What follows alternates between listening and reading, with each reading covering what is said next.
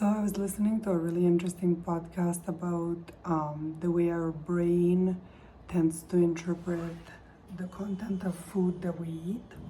And I really wanted to make this video before I forget what I've learned, basically. So there's neurons inside our brain in the hypothalamus. There's a small area there that can actually predict whether what we're eating now is going to satisfy our hunger or not. And that happens before that food even enters the intestine, where we do most of the sensing of the caloric and protein and fat and carbohydrate content of the food that we ate.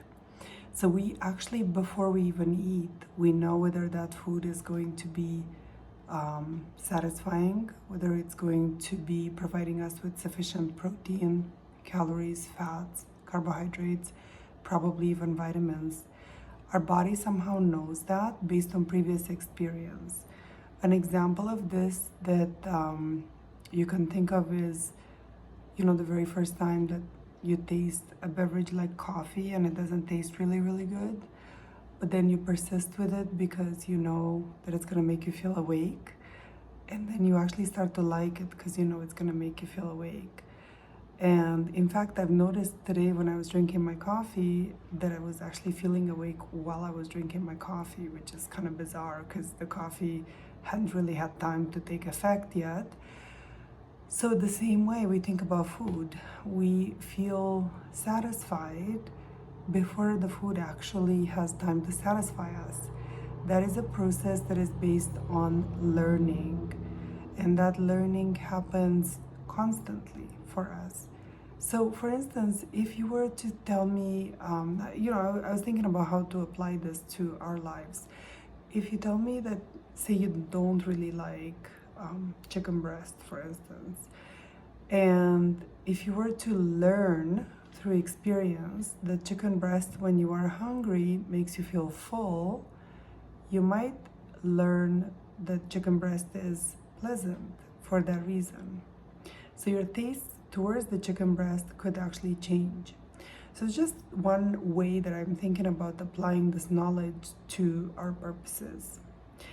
Another way we can apply it is when you're looking at a food that is extremely confusing to the body, like an ultra-processed food, for instance, like a chocolate bar or whatever.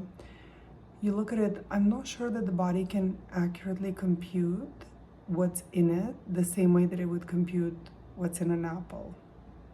Something that is kind of man-made and a mishmash of different chemicals, and on top of it has had added fats and sugar and salt to make it hyper-palatable, and possibly even some other chemicals that just enhance the way the food tastes to your brain. That's gonna make it very difficult for your brain to compute how much of it you need to eat.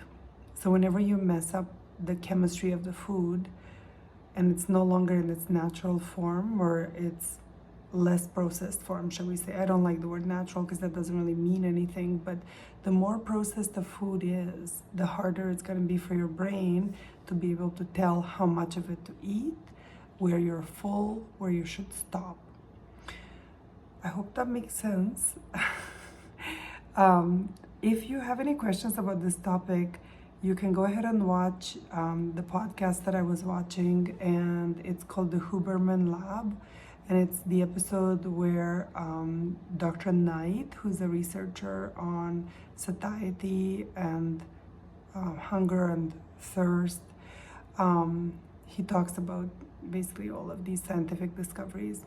All right.